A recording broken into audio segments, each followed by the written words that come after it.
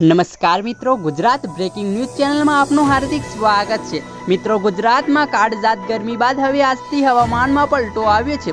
ગરમીમાં શેકાતા ગુજરાતીઓ માટે હવામાન વિભાગની રાહતની આગાહી સામે આવી છે। હવામાન વિભાગે હાલ તો ગુજરાતમાં વાતાવરણ શુષ્ક રહેવાની આગાહી કરી છે। આ સાથે હવામાન વિભાગે ગુજરાતમાં ચોમાસું કેવું રહેશે તે અંગેની પણ આગાહી કરી છે। વધુ વિગતવાર માહિતી મેળવીએ એ પહેલાં જો ચેનલ પર નવા હોય તો ચેનલને સબસ્ક્રાઇબ કરી વિડીયોને એક લાઇક કરી દેજો।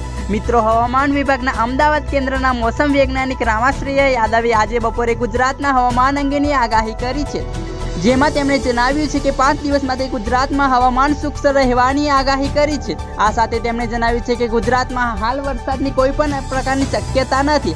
ગુજરાતના પશ્ચિમથી ઉત્તર પશ્ચિમના પવન ફૂંકાઈ રહ્યા છે।